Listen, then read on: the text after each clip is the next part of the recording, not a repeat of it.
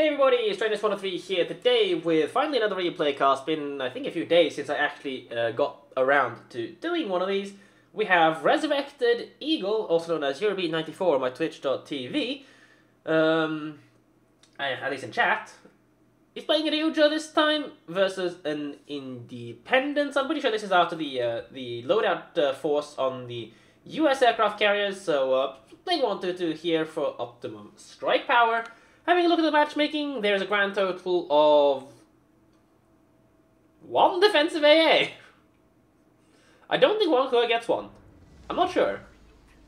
Either way, it's 1 or 2. I don't know if this one gets it or not. So that's basically no defensives on the enemy team, which pretty much means we can go almost anywhere we want and drop stuff. Though we do need to be careful, Mjok and the Shanros are in the division, so they're likely to be working together.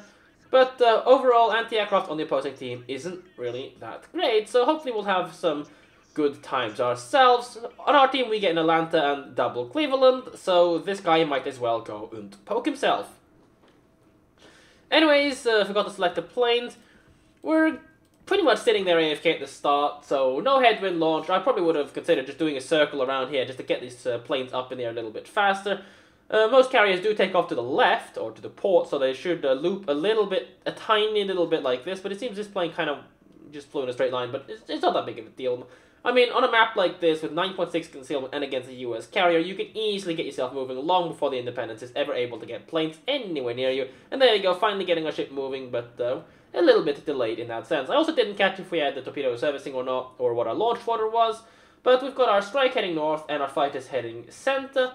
Overall, not a bad opening at all, because a lot of carriers like going to the center to see what's going on. Plus, there's a good chance you can actually spot some targets, already finding the Gator with anti-aircraft turned on.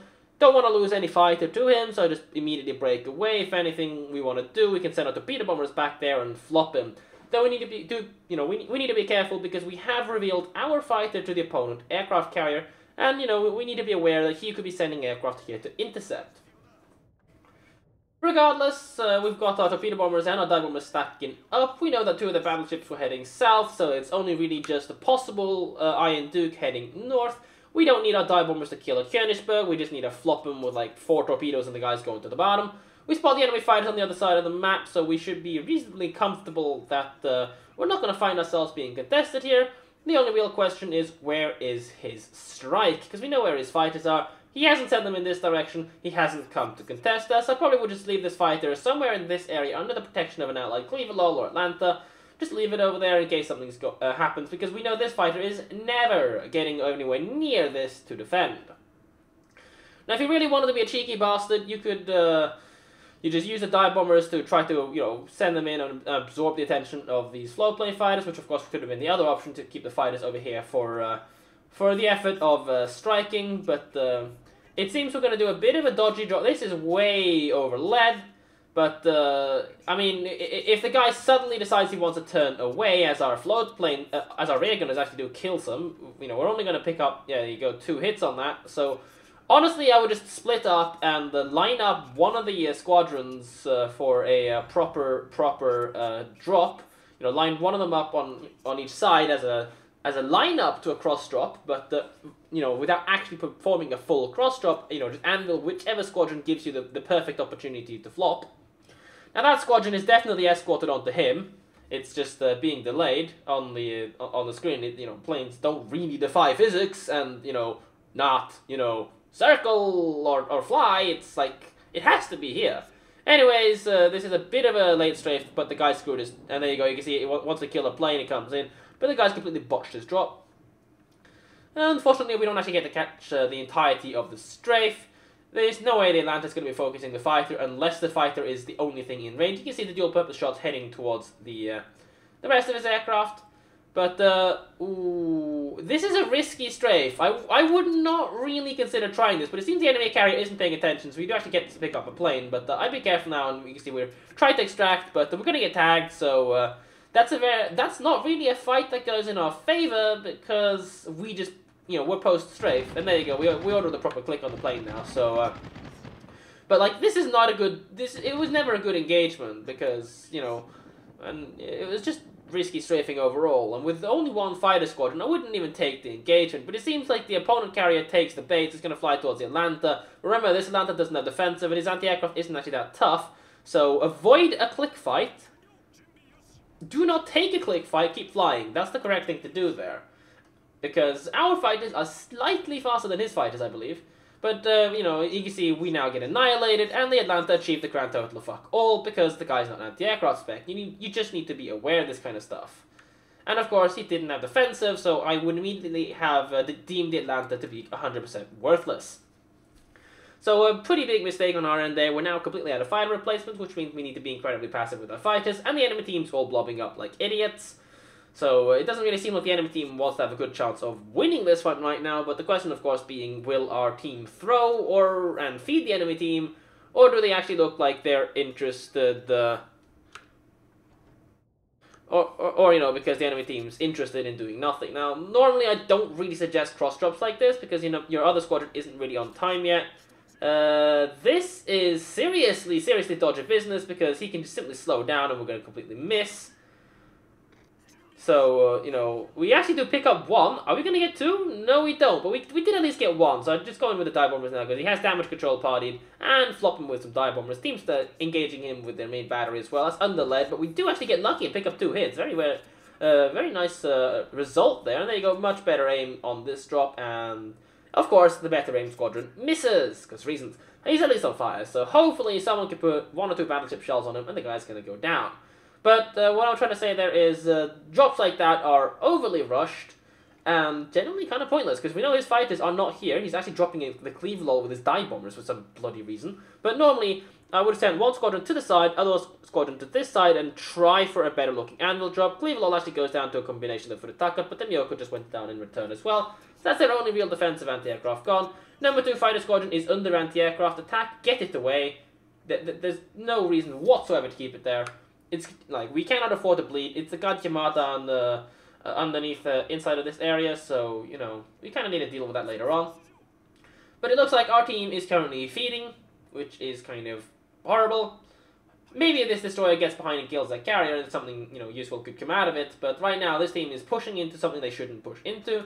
They should just kite away this group over here while these guys are kind of out of the battle. And there you go, Kasuyamada gets spotted, but it doesn't really matter too much, because the guy can just press D for stats again, and he's going to be hidden very soon, because, you know, Pan-Asia destroyers.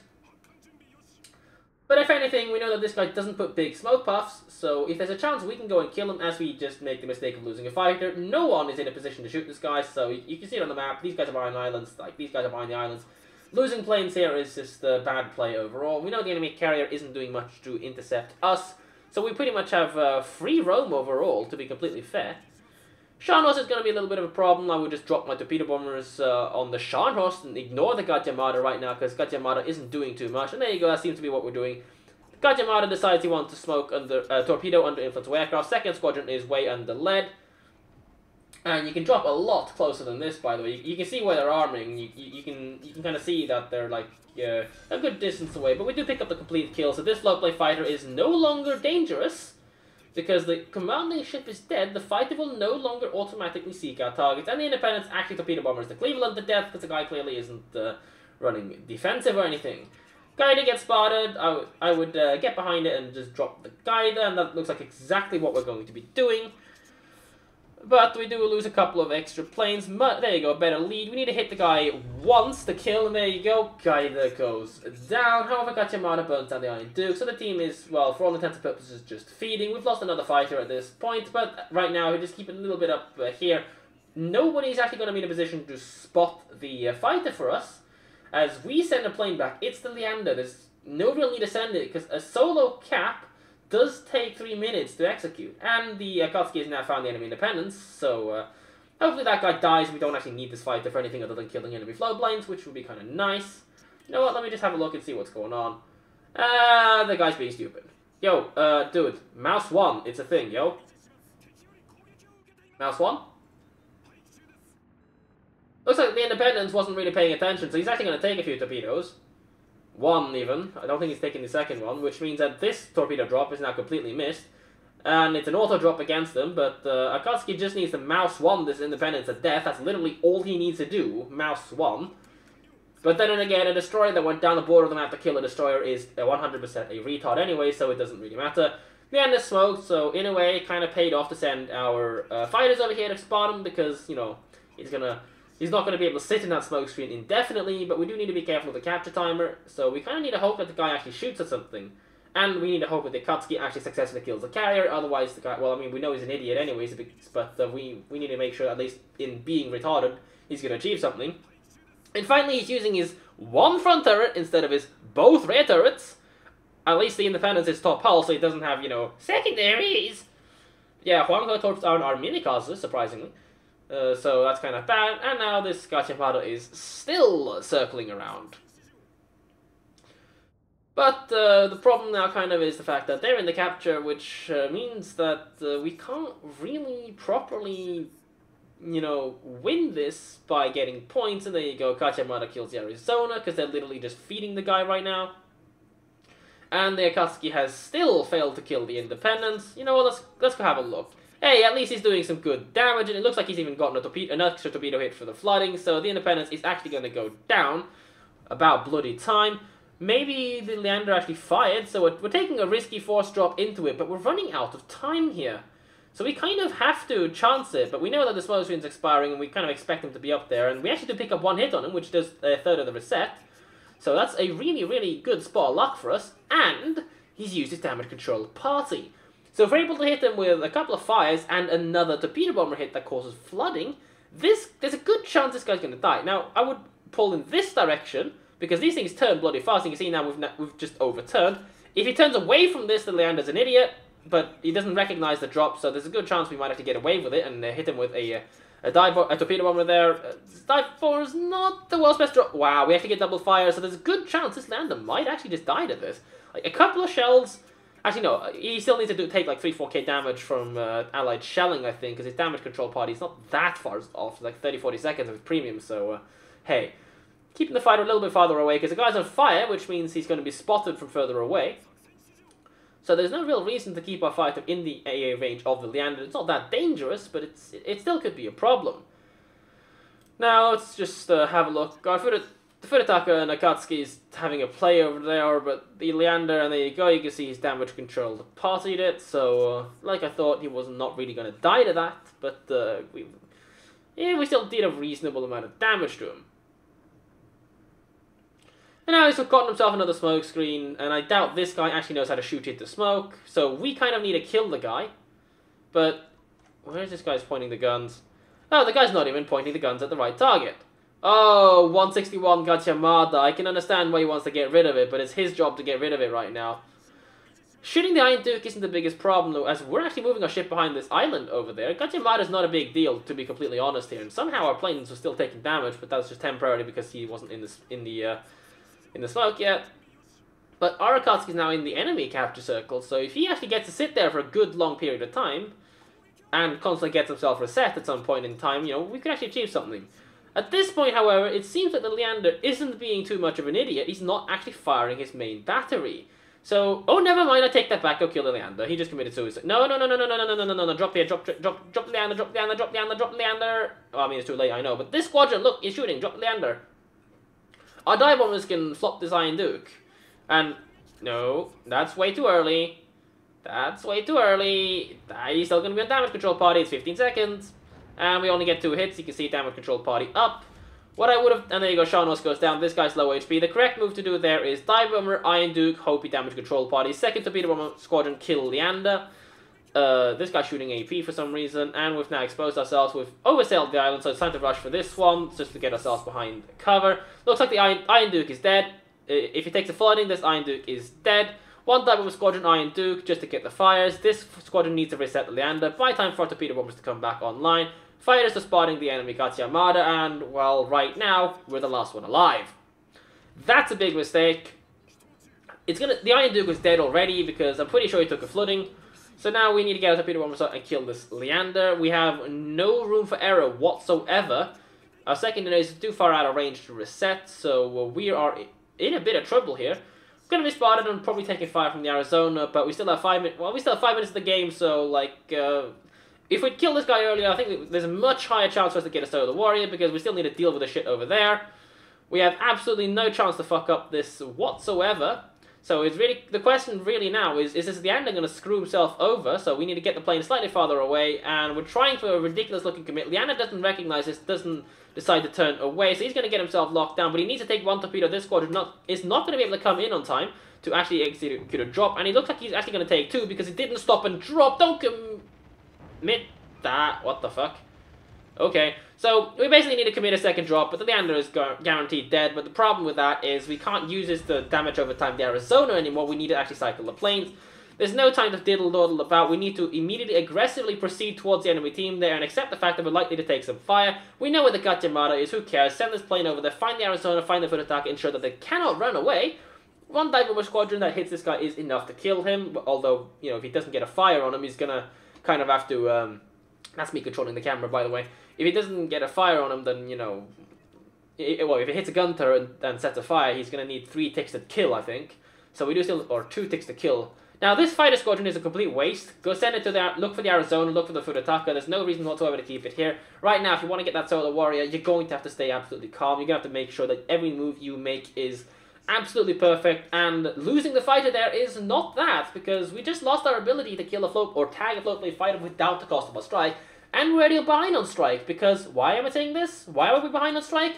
As we get incoming Arizona shell, no planes within 11k to spot that.